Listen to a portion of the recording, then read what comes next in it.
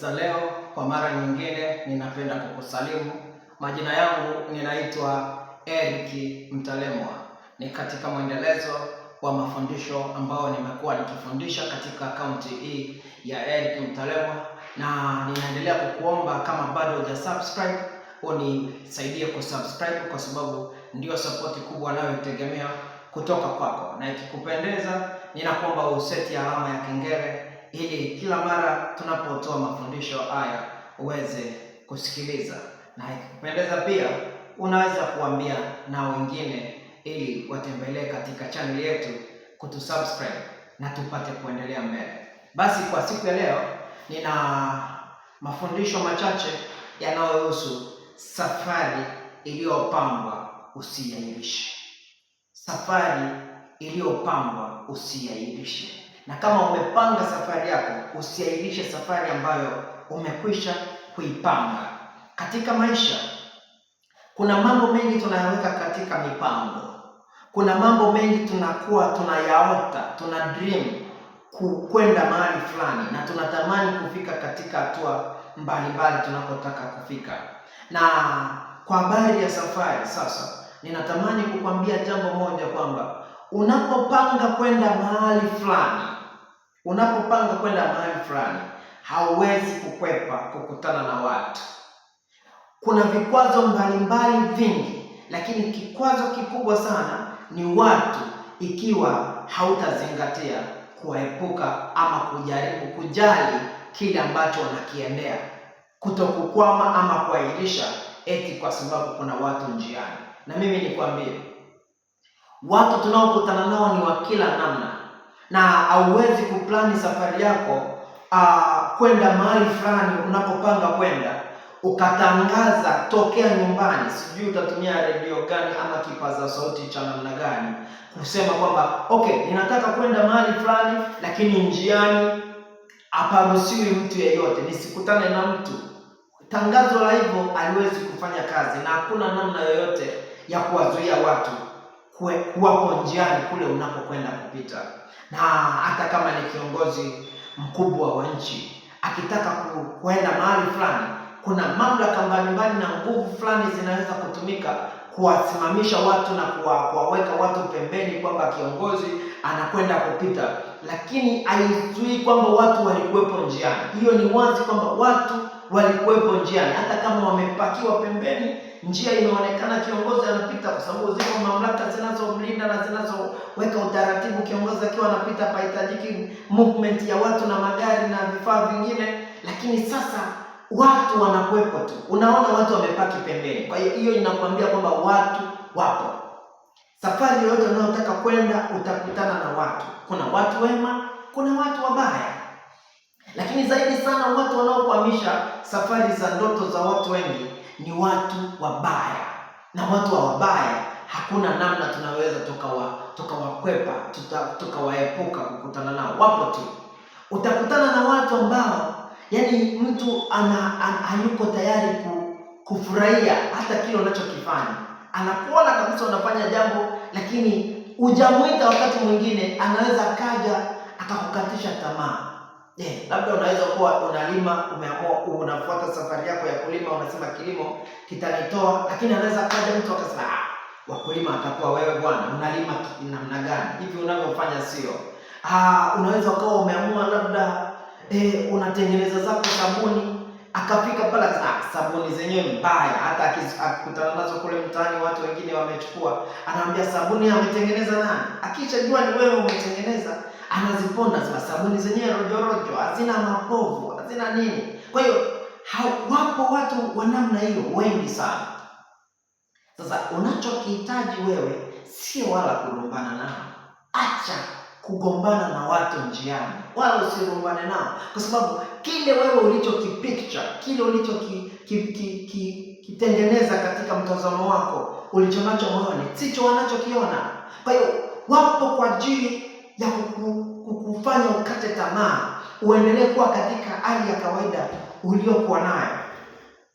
Wapo kwa ajili ya kukuona wewe usipige hatua yoyote. Sasa usije ukakaa katika uchungu, ukajifungia chumbani kwako, ukajigaragaza unalia, eti kwa sababu kuna mtu ameongea maneno ya uchungu kinyume cha kwako, amekuponda, amekutukana, amekukebei, amekukejeli, ukapoteza mudi ya kuendelea na safari ya kile unachokifanya, ukakuta huko unakaa katika maombolezo, utapoteza muda. Hawezi kabisa kuliondoa kwazo kwa mtu anayekuonea na anayekukwaza ama anayekukatisha tamaa kwa njia ya kujifungia wewe chumbani na kuomboleza.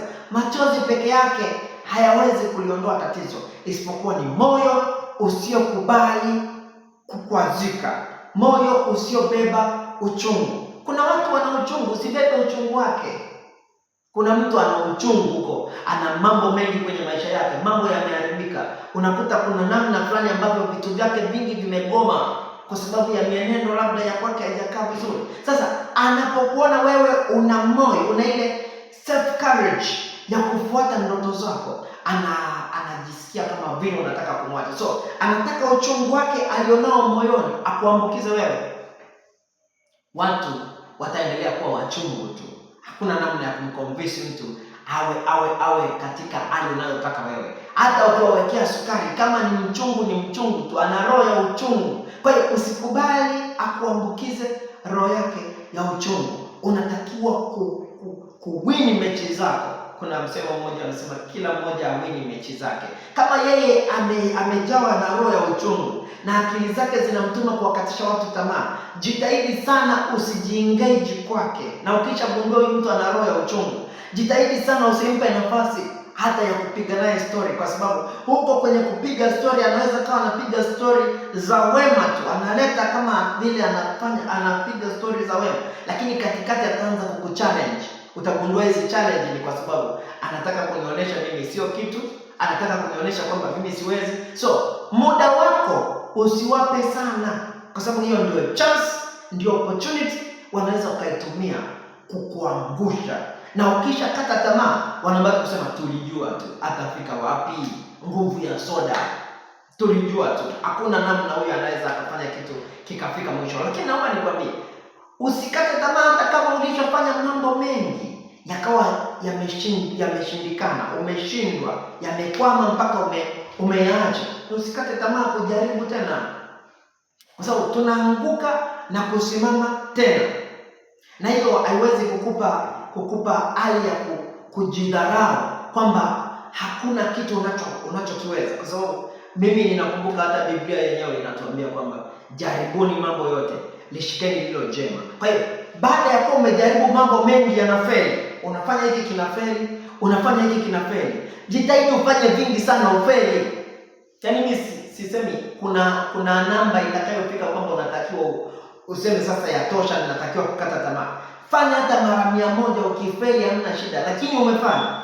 Mtu anayefanya akafeli ni mzuri sana kuliko mtu ambaye hajawahi kufanya kitu chochote. Kwa hiyo wapo watu ambao wanakuja kuambia kwamba umeanza kufanya kitu kama hichi, umeanza kazi hii, umeanza huu mradi, mbona uliwahi kufanya miradi fulani na uliwahi kufanya kitu fulani cha kiuwekezaji, hatukuona popote ulipoishia, mbona mambo yaliparanganyika, hatukukuona tena, na haya yataharibika. Waambie hivi, na hili ninalifanya, whatever liharibike au lifanikiwe, lakini ninalifanya kwa sababu mimi nina moyo wa kufanya, na ni demokrasi yangu, ni hiari yangu, ni self will yangu kufanya chochote.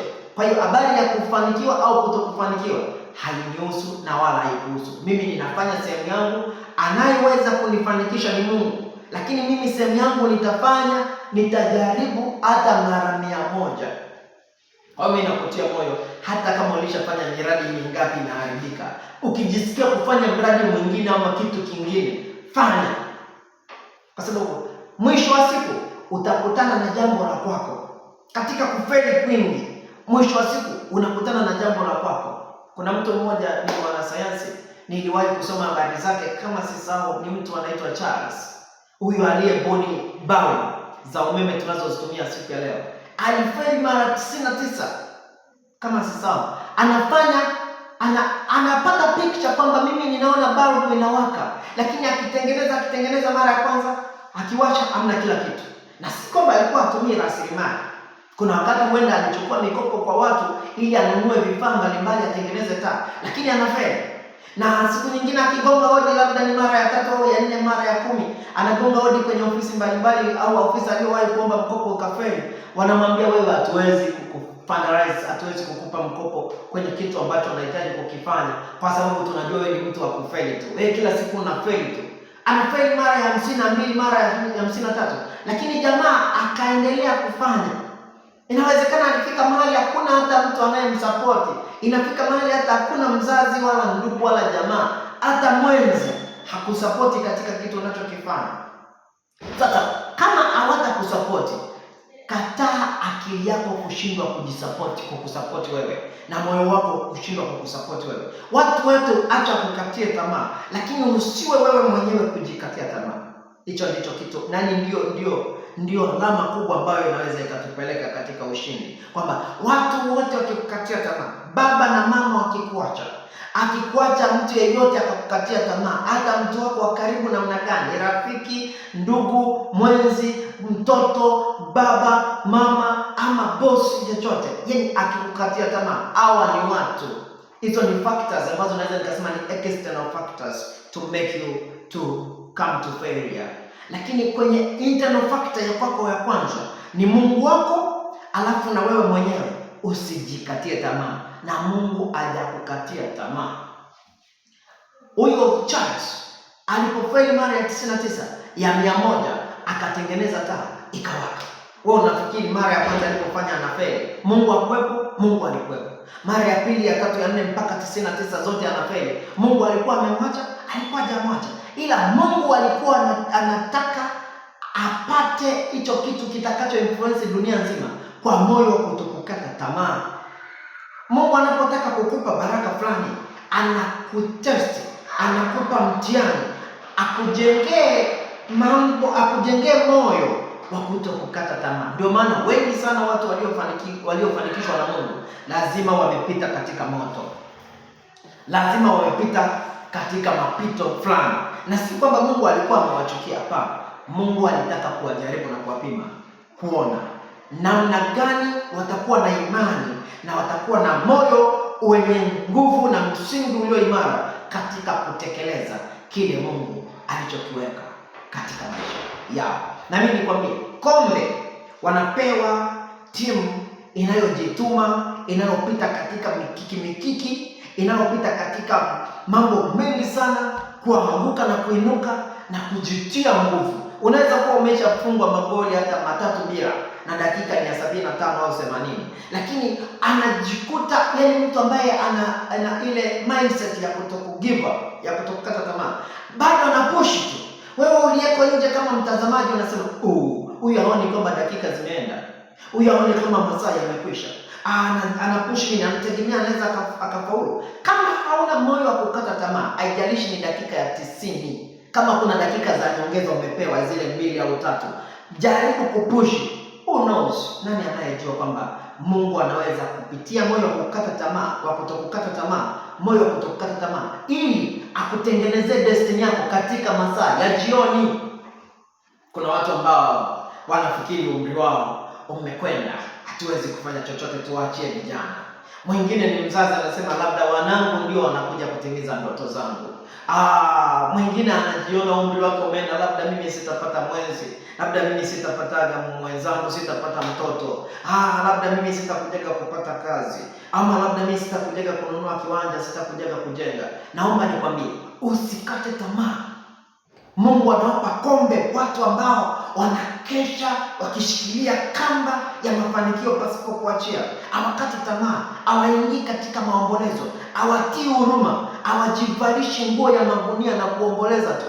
Wakimaliza kulia kidogo wananyamaza, wanaingia kufight. Wanasema, Mungu tunajua utatusaidia. Mungu ninajua unaweza kunipigania ni katika ndoto yangu. Na mimi nikutie moyo, haujachelewa.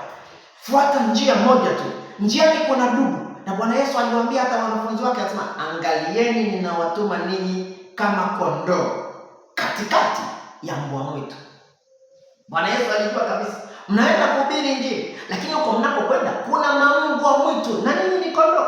Iweni wapole kama ua, lakini iweni na busara kama ya nyoka. Kwamba mkae katika kutazama ile Yaani muangalie focus na ile ambition ya kutimiza, muwe katika focus na ambition ya kutimiza kile nilichowatuma mimi. Kwa hiyo na wewe kuna kitu Mungu amekiweka ndani yako.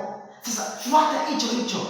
Usikate tamaa. Kama Mungu ameshajua kwamba wanafunzi wake aliwatuma katikati aliwatuma kuendea mataifa kama kondoo katikati ya mbwa mwitu. Na wewe pia kuna mbwa mwitu mengi, matatizo ni mbwa mwitu. Watu wa kukatisha tamaa ni mbwa mwitu. Watu wa kukuangalia wakakudharau ni mbwa mwitu. Wapo hali ya uchumi mgumu, umaskini na rasilimali kidogo ni mbwa mwitu. Lakini kushinda ni kwetu sisi. Ushindi ni lazima, na kombe la ushindi tunalipata kabla tukiwa hapa duniani. Mungu akubariki sana, usikate tamaa. Kama umeplani safari na unaisikia ipo safari ya mafanikio Mungu ameweka ndani yako, fuata ndoto zako, fanya kile moyo wako unatamani kufanya. Ignore watu, puuza, jifunze kupuuza. Kuna watu watainuka, wakati wengine ni watu wa karibu na wewe kabisa watainuka, lakini nakuomba angalia Mungu ameweka ndani yako nini, na hicho ndicho cha thamani. Mwenyezi Mungu akubariki. Naitwa Eric. Asante.